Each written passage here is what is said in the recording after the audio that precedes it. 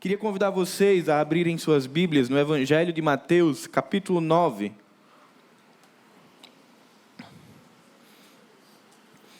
Evangelho de Mateus, capítulo 9, deixe sua Bíblia aberta. Nós leremos do verso 9 ao 13, leremos já esse texto. Eu imagino que ao longo da sua vida você ou já participou, ou já viu alguém em retiro, dia da liderança, reunião de família, se decide jogar futebol, basquete, vôlei, e alguém diz assim, vamos tirar o time. E vai um para cada lado e vai chamando pelo nome, né? Se você joga bem algum esporte, provavelmente você é um dos primeiros nomes. Fulano, para o meu time. Mas sempre tem aquela pessoa que está lá para completar. Aquela que vai ficando por último, vai sendo chamado todo mundo, e você fica ali, só tem eu. O último líder olha assim, vê se não vai vir um visitante para a pelada, ele diz, só tem tu mesmo, então vem fulano. Você é o mais improvável de todos os jogadores a ser chamado, porque você não tem atributos, nem características que te digam que você está elegível a fazer parte daquele time de futebol, de vôlei, de basquete. Tenho certeza que eu não estou sozinho nesse jogo. Eu geralmente fico ali por último, mas eu sempre lembro que os últimos serão os primeiros. E aí meu coração descansa, mas geralmente eu fico por último. Mas é interessante que quando a gente olha para a palavra de Deus, esse movimento, ele também é visto. Também haviam pessoas improváveis, que no olhar do judeu do primeiro século, certamente não seriam pessoas que seriam chamados por um mestre judeu. O Papa Francisco, no ano de 2019, disse algo muito interessante, destinado à Igreja Católica, mas que também pode ser absorvido por nós. Ele disse, aprender a sair de nós mesmos para chegar aos outros, para irmos até as periferias da existência, para darmos o primeiro passo em direção aos nossos irmãos e irmãs, especialmente os que estão longe, os que são esquecidos. Ele faz uma provocação aos fiéis a olharem para aqueles que estão à margem da sociedade, os invisíveis, os improváveis, aqueles que certamente não teriam o seu nome chamado para participar do jogo de futebol. Mas quando a gente olha para os evangelhos, Mateus, Marcos, Lucas e também João, vemos Jesus sempre se relacionando com pessoas improváveis, com publicanos, com pecadores, com enfermos, com leprosos, com doentes, com mulheres, com gentios, com samaritanos, com viúvas, com crianças, com paralíticos. Todos esses fazem parte de uma classe de pessoas que no primeiro século não seriam chamados por um mestre da lei para caminhar com eles. Todas as pessoas, ou a grande parcela das pessoas que receberam um convite de Jesus, siga-me, não eram as pessoas que estavam ali na primeira prateleira da sociedade judaica. Todas elas eram marginalizadas e desprezadas pela sociedade judaica. E Jesus quebrou paradigmas, porque ele fez convites e chamados improváveis. O evangelho de Jesus sempre foi o evangelho da inclusão. Sempre foi o evangelho que lembra daquele que nunca é lembrado. Sempre foi o evangelho daquele que conhece pelo nome aquele que só era conhecido pelo estereótipo. Semana passada o pastor Marcelo pregou sobre Mefibosete. E o texto diz, aquele aleijado. E o pastor Marcelo falou que a dignidade de Mefibosete tinha sido tão impactada e destruída que naquele momento nem o nome é citado. E muitas dessas pessoas e muitos de nós, até antes de termos um encontro com Jesus, éramos definidos por estereótipos, éramos marginalizados pelo nosso passado, éramos marginalizados pela nossa condição social, pela nossa cor da pele, pela nossa estatura, por alguma doença adquirida. Éramos aquelas pessoas que ficavam esquecidas. Mas Jesus sempre esteve olhando para essas pessoas. Jesus sempre quebrou o paradigma da valorização do ser humano pelo que ele tem ou pelo que ele representa. Porque para Jesus nunca importou o que nós temos ou o que nós somos, mas sim quem seremos nele. O amor de Jesus pelo perdido sempre ultrapassou as barreiras impostas pela sociedade do primeiro século, mas também de hoje. O amor de Jesus que sempre festejou quando um pecador decidiu mudar de vida. O evangelho dos improváveis. Esse é o evangelho que me alcançou, esse é o evangelho que lhe alcançou. Quando nós olhamos para a realidade das pessoas que foram convidadas por Jesus, nós vamos ver André, Pedro, Tiago e João, eles eram pescadores. Tomé, Bartolomeu e Filipe, não sabemos ao certo, mas possivelmente também eram pescadores. Mateus, cobrador de impostos, publicano, um traidor do seu povo, que vendeu-se a Roma para gozar dos privilégios, mas assim explorar o seu povo. Simão era um revolucionário. Judas talvez fosse o que tinha aqui um ofício um pouco mais digno. Era administrador financeiro. Tiago e Judas Tadeu não se sabe sequer a profissão.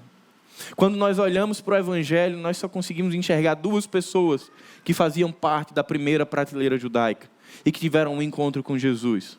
Nicodemos e José de Arimateia. Todos os outros receberam convites improváveis.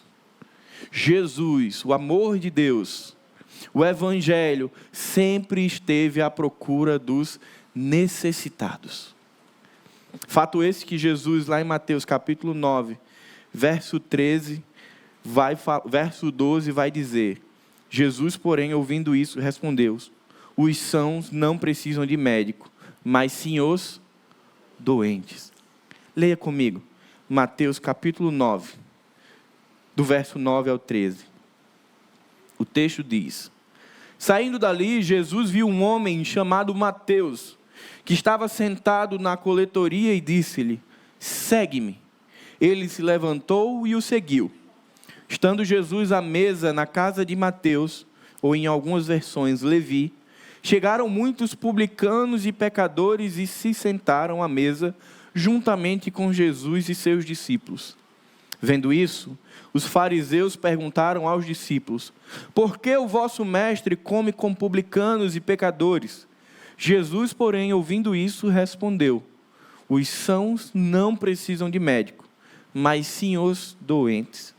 E depois e aprendei o que significa: quero misericórdia e não sacrifícios, porque eu não vim chamar justos, mas pecadores. Pai bendito, muito obrigado, Senhor, por essa manhã de culto, de louvor e adoração ao Teu nome, Pai.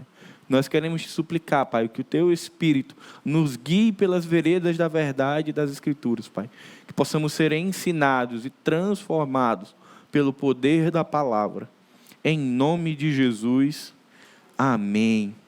Mateus, ou Levi, filho de Alfeu, era um homem que durante a sua trajetória tornou-se um publicano, um cobrador de impostos.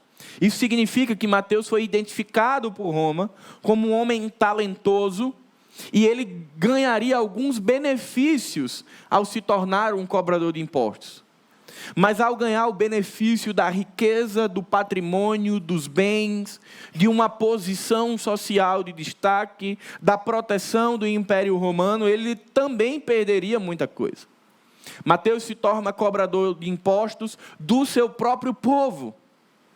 A legislação permitia que Mateus cobrasse imposto sobre praticamente tudo o que existia. Mercadorias, embarcações, transações, trocas, imóveis. Ele poderia taxar tudo aquilo. Uma parte era de Roma e outra parte era dele. E por isso os cobradores de impostos eram muito ricos, mas também muito odiados. Porque saíam de dentro do povo judeu para explorar o povo judeu. Via de regra, ao fazerem esse movimento, perdiam as suas famílias. As próprias famílias, e muito provavelmente a família de Mateus, também o reprovou, também o deixou sozinho, também disse traidor. Como você pode sair da nossa própria casa e nos explorar? Provavelmente Mateus perdeu o acesso ao conhecimento a respeito de Deus, porque ele não ganhou o desprezo apenas da sua família, mas também de todo o povo. Aquelas pessoas que eram da mesma descendência que ele, povo dele, agora olhavam para ele com desprezo, com raiva, com ódio. Por isso que eles eram ali ficados à margem da sociedade judaica, porque neles existia um estereótipo de traidores. Todo o movimento judaico desconsiderava esse público. Mas houve um momento que Jesus, o Filho de Deus, passou pela trajetória de Mateus e fez um convite. Quem aqui já assistiu The Chosen? Alguém? Vou dar um spoiler para quem não assistiu, porque até agora tem sido o episódio que mais me marcou. Mateus está no posto de coletoria, está fazendo o seu trabalho, o seu ofício, cobrando impostos do seu próprio povo. Jesus vem com os seus discípulos, passa pelo posto. Observa Mateus. Os olhos de Jesus veem Mateus. Os olhos de Mateus veem Jesus. Ele dá alguns passos, volta um pouco, vai até Mateus e lança sobre ele um convite que mudaria a história daquele homem. Siga-me. Esse foi o mesmo convite que um dia foi destinado a mim e que um dia foi destinado a você. Siga-me. E o texto diz que Mateus deixou tudo e o seguiu. E é aqui que a nossa história começa. É aqui que a mensagem de hoje começa. Um chamado e uma resposta. Um convite improvável. Mateus não era chamado para festejar nenhuma das festas judaicas. Mateus não recebia um convite para venha almoçar na minha casa, venha celebrar o aniversário do meu filho, venha para o meu chá de bebê. Não. Mateus não recebia nenhum convite do seu povo. Mas Jesus fez um convite improvável que mudou a história desse homem. E é sobre esse convite que eu queria tirar algumas lições para a minha vida e para a sua vida. Primeira lição: Jesus nos vê. Jesus nos enxerga. Salmo 13, versículo 6, vai dizer que Deus dos altos céus se inclina. O Rei dos Reis, Senhor dos Senhores, faz um movimento de aproximação para nos enxergar e nos reconhecer pelo nome. Jesus nos vê por trás das aparências. Jesus nos vê por trás dos estigmas, por trás dos estereótipos, por trás das representações sociais. Ele nos enxerga como nós somos. Entenda que não era possível sequer imaginar a possibilidade de Mateus receber um convite como esse. Ele era um homem desprezado, distanciado, um mercenário, que roubava o seu próprio povo para viver bem, enquanto o seu povo era escravizado. O povo tinha ódio de Mateus. Fazer um convite àquele homem significava ganhar a inimizade do povo. Jesus, ao convidá-lo para ser seu discípulo, ganharia uma rejeição, porque ninguém queria aquele homem próximo. E sem dúvida, nem os discípulos o queriam por ali. Mas a atitude de Jesus, que escandalizou os fariseus da época, que escandalizou os religiosos da época, é um apontamento para o que é o Evangelho, de alcançar todas as pessoas, inclusive aquelas que são improváveis. Jesus não discrimina ninguém, não rejeita ninguém, não exclui ninguém, não tem preconceitos, não faz nenhuma acepção de pessoas. Porque Jesus vê gente. Jesus vê aquilo que nós seremos nas suas mãos, e não aquilo que foi imposto sobre nós. Jesus não vê o mentiroso, Jesus não vê o fracassado, Jesus não vê o adúltero, Jesus vê aquele que será transformado pelo seu sacrifício, e que será adotado e tornado filho de Deus. É isso que Jesus enxergava ao chamar Mateus. Ele toma a iniciativa, olha com amor para Mateus.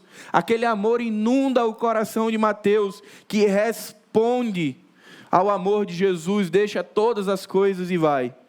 Jesus enxerga aquele homem em meio ao desprezo, à solidão e ao abandono. Por mais que houvessem muitas pessoas ao redor de Mateus, provavelmente parte da guarda romana caminhava o tempo inteiro com Mateus. Porque Mateus, o posto de coletoria, tinha dinheiro, tinham bens. Mateus possivelmente tinha uma guarda particular, tinha acesso ao mais alto escalão de Roma, mas o fato é que ele era sozinho, solitário, abandonado, desprezado, mas Jesus o viu por trás das aparências. Jesus enxergou aquilo que ninguém via. Aquele homem que pessoas, que multidões passavam o tempo inteiro e ninguém o enxergava, ninguém estava nem aí para ele. Jesus o viu. Jesus nos vê individualmente em meio à multidão. Mateus era um homem desonesto, de má fama, uma minoria no meio da multidão. Imagino que dentro do pensamento judaico, muitas pessoas tinham mais méritos para ser chamados. Os fariseus, os religiosos, os levitas. Certamente aquelas pessoas estavam ali na iminência de receber um convite do mestre da lei que estava se destacando em Israel. Sem dúvida, aqueles homens viviam sob a expectativa de um convite. Mas Jesus passa em meio àquela multidão, aquela provável fila no posto de coletoria, e enxerga Mateus. Jesus não enxergou as falhas de caráter de Mateus. Jesus não enxergou a deformação do caráter de Mateus, não enxergou os traumas de rejeição, não enxergou a sua reputação. Ele enxergou o discípulo que ele seria. Não importa o tamanho da multidão que estamos, Jesus sempre nos enxerga individualmente. O convite de Jesus nunca foi: alguém quer vir? O convite de Jesus sempre foi: Tiago, siga-me. Marcelo, siga-me. Eduardo, siga-me. O convite de Jesus foi pessoal. O convite de Jesus em meio à multidão foi destinado a Mateus. O evangelho se revela individualmente àqueles que foram escolhidos por Deus. Um dia na minha história e na sua história, igualmente a história de Mateus, o evangelho foi revelado de maneira individual e especial na minha vida e disse: siga-me. E foi por esse convite que nós estamos aqui, 5 de novembro de 2023, num culto pela manhã, porque um dia houve: siga-me. E o nosso coração não resistiu a esse convite. E nós deixamos todas as coisas para trás. Aquilo que parecia lucro tornou-se perda para que ganhássemos tudo. E estivéssemos hoje aqui na condição de filhos de Deus. Jesus nos vê em meio a uma vida comum. Aquele era um dia ordinário para Mateus. Ele estava fazendo o trabalho de todos os dias, recebendo o desprezo de todos os dias. Provavelmente as pessoas olhando e o desprezando no olhar, marginalizando Mateus, direcionando e lançando sobre ele toda a ira, todo o ódio que era destinado aos cobradores de impostos. Mateus possivelmente devia agonizar, sofrer com aquilo, porque era o povo dele. E eu imagino Mateus pensando: como que eu posso mudar de vida? Será que eu posso sair daqui? Será que ainda existe solução? Tem como retroceder? Tem como voltar atrás? Mas quem ajudaria um publicano? Quem estenderia a mão para um traidor? Talvez no coração de Mateus já tivesse existido algum movimento de mudança de vida, mas não existiam caminhos, não existiam alternativas. E talvez esse tenha sido um dos sentimentos que já inundaram o nosso coração ao longo da jornada. Pecamos, nos desviamos, ofendemos a Deus e nos perguntamos: mas como eu posso sair daqui? Como eu posso deixar o vício? Como eu posso deixar o pecado? Eu feri minha família, eu feri as pessoas que eu amo, ninguém vai me estender a mão.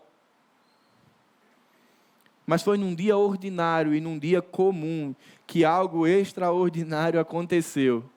Jesus passou ali. E onde Jesus passa, meu irmão, tem transformação de vida. Jesus nunca passou em nenhum lugar. Se você olhar toda a peregrinação de Jesus, Jesus nunca passou em uma cidade, vilarejo, casa de alguém, para que não tenha acontecido transformação de vida. Jesus um dia passou na minha vida e passou na sua vida e promoveu transformação. Então, independente daquilo que somos ou que fazemos, ou de quais pecados nos assombram, Jesus nos vê de uma maneira especial. Uma mistura de sentimentos invade o coração de Mateus. Eu imagino aquele homem pensando: nossa, eu recebi o convite mais especial da minha vida. Mateus já era um observador de Jesus, a reputação de Jesus era conhecida. Mas eu fico imaginando o coração daquele homem cheio de dúvidas, de relutâncias. Vou, não vou, mas numa fração de segundos ele deixa tudo e vai. E aí The Chosen é extraordinário na sensibilidade de apresentar a cena. O guarda olhando para Mateus, dizendo: Mateus, você vai deixar tudo?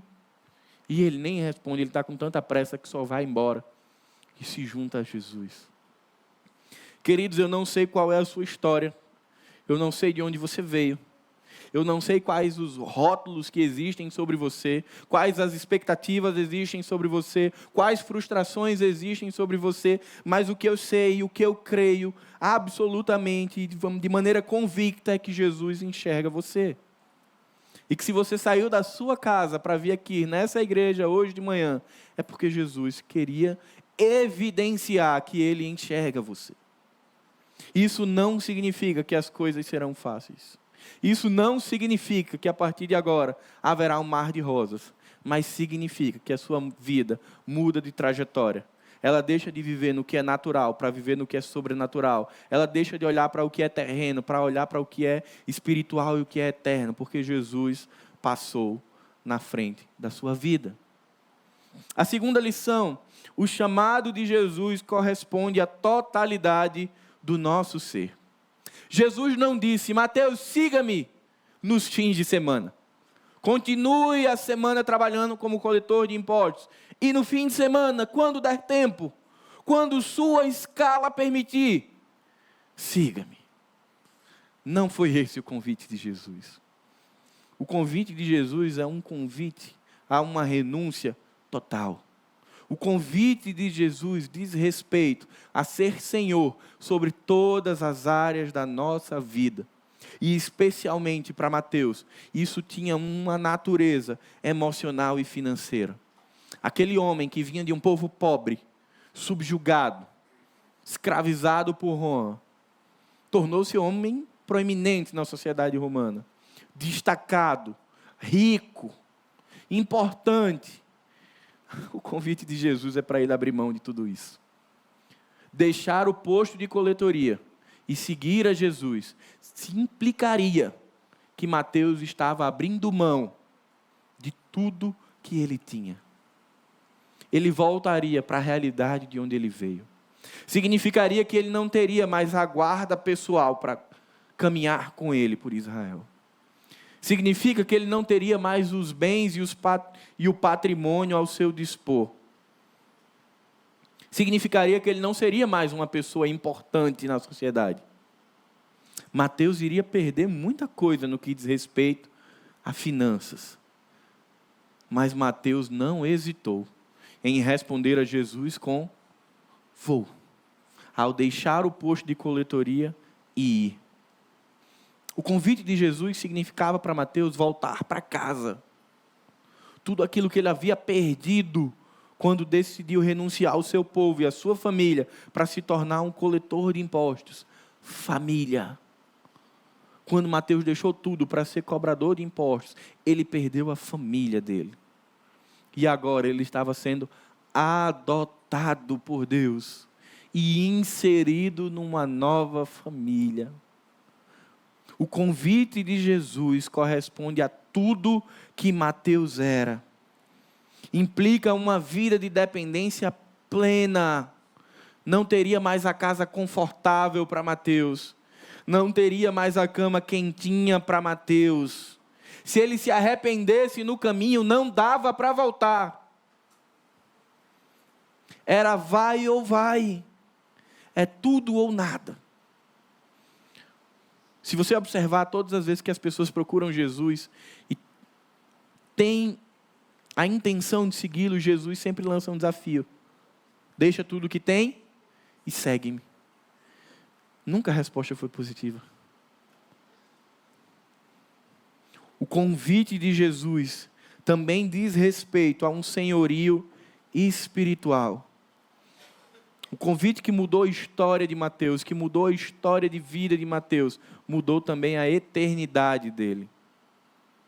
Aquele homem que provavelmente não tinha mais acesso aos ensinos a respeito do Deus de Israel, agora caminharia ao lado do próprio Deus. Mateus, ao responder ao convite de Jesus, ao responder o siga-me, ele estava entregando toda a sua vida ao Mestre. Suas finanças, suas emoções e sua vida espiritual. Será que a nossa resposta ao siga-me de Jesus foi semelhante à de Mateus? Temos entregado toda a nossa vida aos pés de Jesus e temos permitido que Ele seja Senhor sobre aquilo que temos, sobre aquilo que sentimos, sobre aquilo que queremos ser? Ou temos travado uma batalha incansável com Deus de uma entrega parcial? O convite de Jesus, ele é integral. Mas muitas vezes a resposta do discípulo, ela é verbalmente integral. E uma incansável vida de te dou o bastão, pego o bastão de volta. Te dou a minha vida, pego a minha vida de volta. Jesus, eu te apresento a minha casa, mas esse cômodo é meu. Mateus nos ensina sobre responder ao convite de Jesus de maneira integral, sem olhar para trás, crendo que Ele é suficiente. A terceira lição é que o chamado de Jesus produz transformação. Mateus ganhou um novo propósito. Ele deixou de ser cobrador de impostos e se tornou um dos apóstolos mais dedicados e fiéis de Jesus. O Evangelho de Mateus, 40% do que está escrito no Evangelho de Mateus, você não encontra nos outros evangelhos. É exclusivo, é único, não é retratado nem por Marcos, nem por Lucas. Mateus tinha a habilidade de ser mais detalhista. Mateus foi testemunha ocular de muitos acontecimentos que ele descreveu. E ao contar sobre a vida, as palavras e os feitos de Jesus, Mateus frequentemente se referia às passagens do Antigo Testamento para evidenciar ao povo judeu que Jesus era o Messias. O tema principal de Mateus é de que Jesus Cristo veio estabelecer seu reino na terra.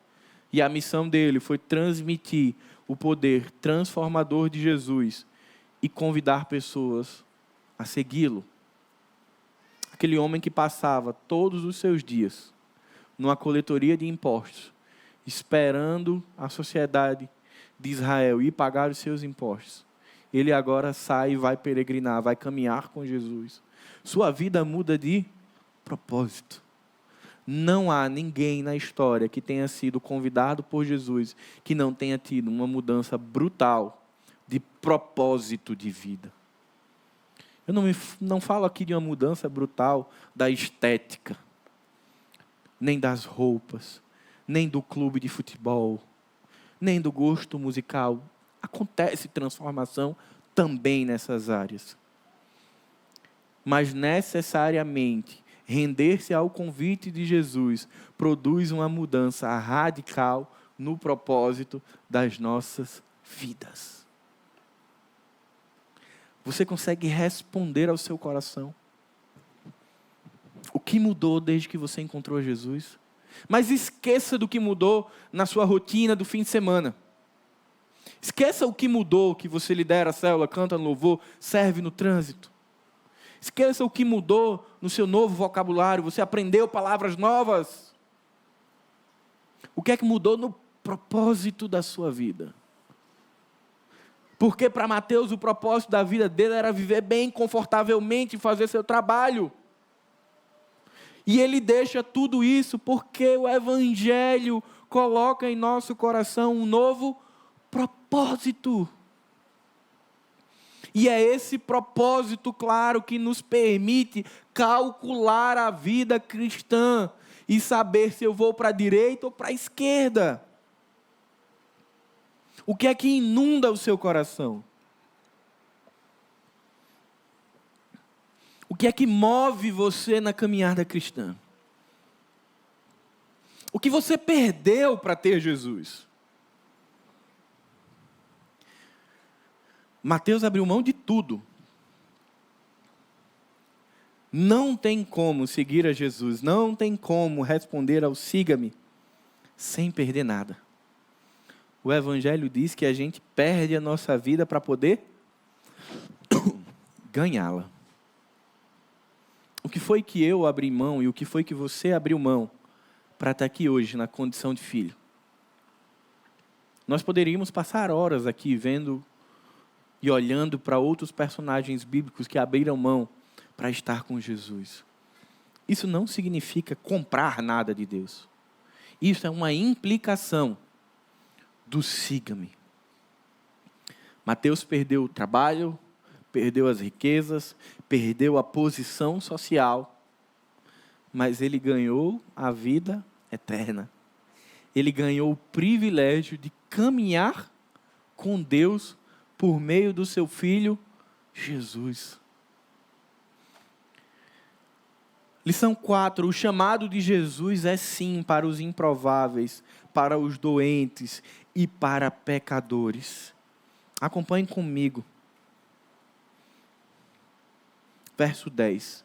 Estando Jesus à mesa na casa de Mateus, chegaram muitos publicanos e pecadores e se sentaram à mesa juntamente com Jesus e seus discípulos.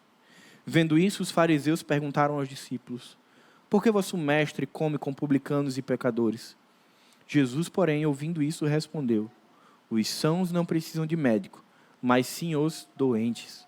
E depois de aprendei o que significa: quero misericórdia e não sacrifícios, porque eu não vim chamar justos, mas pecadores. Louvado seja o nome do Senhor. A gente só está aqui por causa dessa afirmação de Jesus, porque ele veio buscar pecadores. A grande questão é que, no contexto histórico que Jesus está inserido, no texto de Mateus capítulo 9, tinha gente que não se achava pecadora. E acredite, no nosso contexto também tem. Tem irmãos que não foram arrebatados ainda porque estão esperando a fila. Porque não pecam. Por acaso se relacionam com Jesus para abrilhantar o reino dele. O que acontecia no primeiro século não mudou muita coisa não. Só trocaram as vestimentas. Porque gente continua sendo gente. E o pecado continua destruindo as pessoas da mesma forma como sempre foi. Só tem mudado a estética. Jesus vem com uma mensagem antinatural para o que estava acontecendo. Uma mensagem que vinha no contrafluxo, uma mensagem para quem era deixado à margem, uma mensagem para quem era improvável, uma mensagem para quem não era merecedor. Enquanto o alto escalão da sociedade judaica esperava o dia de receberem um convite para jantar com Jesus, Jesus estava à mesa com publicanos e pecadores. Lucas é quem vai relatar que provavelmente essa refeição ela foi feita na casa do próprio Mateus, ou seja, ele chamou um homem desprezado, ele foi até a casa desse homem, sentou com uma galera com esse homem, todos da mesma classe. E eu fico imaginando o escândalo entre os religiosos. Como Jesus está sentado com aquele povo? Será que a gente nunca foi essas pessoas? A igreja recebendo tal pessoa.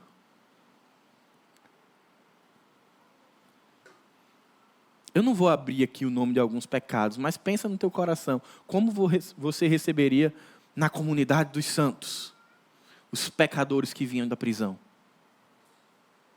A gente está pronto? Como nós receberíamos na comunidade dos santos Aqueles que a gente olha e que estampam um estereótipo que dá medo. Se ele sentasse do seu lado, do meu lado, geralmente sento aqui, qual seria a minha reação e a sua reação? Seria a de Jesus ou seria a dos fariseus? Eu me atrevo a dizer que a nossa reação ainda seria bem parecida com a dos fariseus. Porque todas as vezes que pessoas diferentes de nós chegam na comunidade, a gente ainda não aprendeu e não amadureceu o suficiente para olhar com piedade e misericórdia para ela. Nós ainda sentamos na cadeira dos fariseus e olhamos com indiferença, como se o evangelho fosse para os que estão sadios. Eu estou sadio, você está sadio hoje. Mas um dia nós estivemos doentes. E o evangelho foi lá e sentou com a gente para que a gente ficasse são. William Barclay diz: quando vocês fazem uma festa, convidam os ortodoxos mais estritos, piedosos que se orgulham de sua virtude. Quando eu faço uma festa, ao contrário, convido os que têm mais consciência do seu pecado e mais necessitam de Deus. O evangelho é para os que precisam. É para aqueles que, por meio da ação do Espírito Santo, olham para Jesus e têm o seu pecado escancarado diante de si e ali compreendem que não há outro caminho que não seja Jesus. Mas sabe o que é que o fariseu fazia? Sabe o que é que o doutor da lei fazia? O crente da época fazia? Estavam mais preocupados com a preservação da sua própria santidade do que ajudar os outros em pecados. Eles eram médicos espirituais que se negavam a visitar os doentes por temor ao contágio. Porque pecado pega. Eles falavam sobre a lei de Deus para os deles, mas eles não queriam contato com os miseráveis, não queriam contato com os publicanos, não queriam contato com crianças, com mulheres, com paralíticos, com viúvas, porque pegava. Apartaram-se asquerosos do pecador, não queriam ter nada a ver com gente de tal categoria. Ocupavam-se mais em criticar do que estimular outros. Estavam mais dispostos a condenar as faltas do que ajudá-los a superá-las. Esse era o comportamento do fariseu. Esse é o comportamento das pessoas que ainda vivem um evangelho para os que estão bons. As pessoas pecam em vez de abraçarmos e trazê-las para a nossa comunidade e amá-las. E levar o evangelho restaurador para ela. O que é que a gente faz? Distancia e ore para que Deus levante um missionário que vá nos lugares onde eu não quero ir.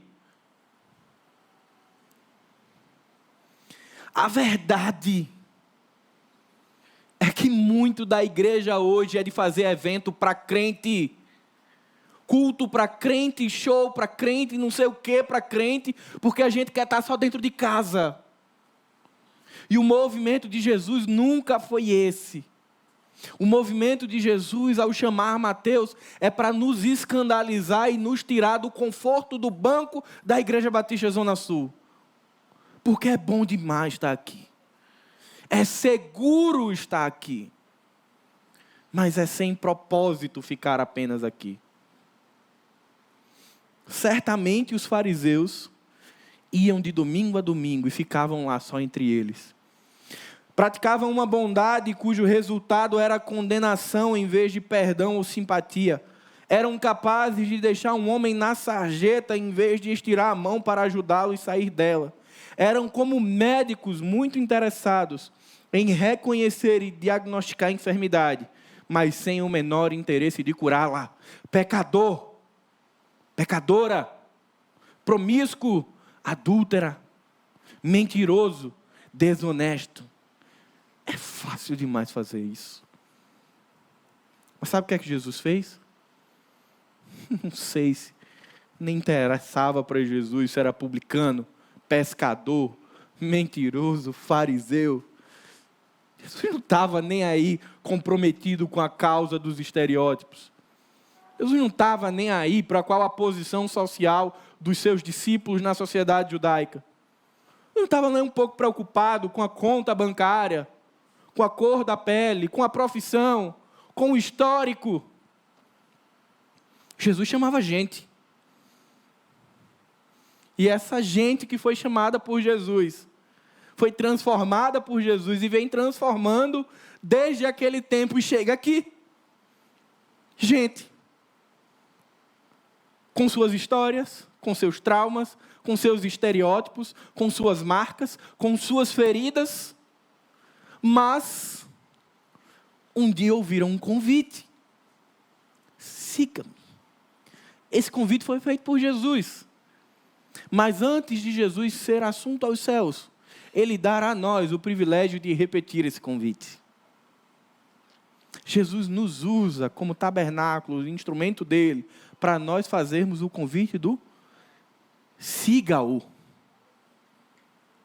E eu queria caminhar para o encerramento da mensagem com essa provocação ao meu coração e ao seu coração. Diógenes foi um dos grandes mestres da antiguidade grega. E se questionava muito a Diógenes. Dizia-se que Esparta era maravilhosa e Atenas desprezível. E ele morava em Atenas. E se pergunta, por que você não vai para Esparta? E a resposta dele era, não importa o que eu possa preferir. Meu papel, meu propósito é ficar no lugar onde os homens mais necessitam. O papel do discípulo é estar onde as pessoas precisam. Muita gente lê o salmo errado, interpreta completamente errado, quando diz, não vos assentei na roda dos escarnecedores. E aí faz uma bagunça com o salmo. E diz assim, eu não vou para a confraternização da minha empresa. Não vou ver a final da Libertadores. Não vou sentar com os pecadores, como se não fosse mais. E simplesmente ficam flutuando num evangelho raso, que não é o de Jesus. Jesus nos comissionou a continuar fazendo convites improváveis para aquelas pessoas que jamais esperariam ser convidadas para seguir ao Rei. A história do chamado de Mateus por Jesus é uma jornada inspiradora de transformação, redenção e propósito. De um coletor de impostos desprezado para um discípulo amado de Jesus. Foi lá, em Jesus, que ele encontrou redenção, perdão e um novo propósito para a sua vida. Através da história de Mateus, somos lembrados do poder da graça de Deus e da capacidade de transformação que Ele ofereceu a cada um de nós. Um dia, eu já fui Mateus, você já foi Mateus. E naquele dia, quando ainda éramos Mateus, Jesus passou de frente a onde a gente estava. O olhar terno de amor, misericórdia e perdão foi de encontro ao seu olhar. Foi de encontro ao meu olhar. E Ele disse, siga-me. E nós deixamos tudo e o seguimos. Mas e agora? Como é gostoso ser lembrado que nós recebemos o mesmo convite que Mateus recebeu. Siga-me. E nós o seguimos. Mas e agora? Qual o propósito? O que vem? Imagina o coração de Mateus. Eu vou, mestre, eu vou, deixa tudo e vai. E o coração dele... E agora, o que é que eu faço? Qual o meu papel? Qual o meu propósito? Continuar fazendo esse convite improvável. Adorando ao Senhor, louvando ao Senhor. E proclamando que só Ele é Deus, que somente por meio dEle nós podemos receber o perdão dos nossos pecados e sermos transformados. Mas para isso, a gente tem que ter uma luta incansável contra a tendência do nosso coração de sermos bons. O maior perigo desse texto é de nós deixarmos de ser um Mateus e nos tornarmos um fariseu. E nos sentarmos na cadeira da bondade plena, onde somente nós somos importantes. Jesus nos chamou para fora. Para fora. Eu vivo uma ansiedade muito grande para que cheguemos ao terreno da igreja. E a minha maior ansiedade não é com a estrutura, é porque eu fico esperando o mover de Deus para quebrar alguns paradigmas sociais na nossa igreja. E eu fico muito à vontade de falar isso. Porque terão, irmãos. Nosso templo não vai ter ar-condicionado no primeiro culto lá. Não vai ter. Vai estar quente. Se estiver quente como estiver agora, só Jesus. Os irmãos que o Senhor já tem preparado o coração e que serão salvos e inseridos nessa igreja, não chegarão tão bem vestidos quanto nós. Eles serão diferentes no que o olho vê. E aí é a minha grande expectativa. O que é que Deus vai fazer com o meu coração e com o seu coração para quebrar tudo isso e a gente ver gente, discípulos, igreja, e a gente se relacionar e crescer e estar junto. E cuidarmos uns dos outros, porque esse é o movimento do Evangelho. É o movimento do improvável. Fora do reino de Deus existem classes e castas. Dentro do reino de Deus existem só discípulos. A mesma estatura diante da cruz. Nem grandes, nem pequenos, nem magros, nem gordinhos. Todos do mesmo tamanho diante da cruz. E eu tenho certeza que Deus já tem preparado o nosso coração, quebrado barreiras, quebrado estigmas, para que já, de uma maneira bem intencional, a gente esteja aí vivendo esses convites improváveis. Curva sua cabeça, vamos orar? Pai bendito, muito obrigado, Senhor, pelo Teu cuidado em nossas vidas. Porque a Tua mão poderosa, ela campa sobre nós, Pai. Porque um dia, assim como o Senhor passou pela vida de Mateus, o Senhor passou pela nossa vida também. Muito obrigado, Senhor, porque o Teu olhar de amor inundou o nosso coração. E por meio do Espírito Santo fomos convencidos da justiça, do juízo e do pecado, Pai. Muito obrigado, Senhor, porque não conseguimos, Pai, fazer oposição à graça. Fomos rendidos por ela e reagimos em submissão e em reconhecimento de que Tu és Deus. Pai, obrigado, porque um chamado improvável um dia passou na minha vida. E um menino do interior conheceu o Redentor.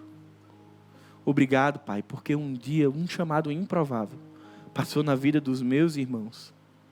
E pessoas feridas, machucadas, desamparadas, abandonadas, receberam o colo de Deus. Foram feitos filhos de Deus. E hoje estamos aqui, como igreja de Jesus. Como filhos amados de Deus. Pai, encoraja o nosso coração, aquece o nosso coração, desafia o nosso coração a sermos proclamadores de chamados improváveis. É tão comum, Pai, falarmos de Jesus para aquelas pessoas que os nossos olhos nos convencem de que são ideais para ouvir o Evangelho. Pai, nosso olho não sabe, nosso olho não vê. Não é a roupa, não é a cor, não é a conta bancária. O nosso papel é falar, Senhor. E o Teu é convencer. Pai, nos ajuda a cumprir o nosso papel e a vermos tantos outros Mateus sendo incluídos na família de Deus, saindo do abandono, da miséria, da marginalidade, de uma vida escrava no pecado, para serem feitos filhos de Deus, escravos de Jesus. Que o amor de Deus o Pai, que a graça de Jesus e que as consolações do Espírito Santo estejam com cada um de nós, hoje e para sempre. Amém.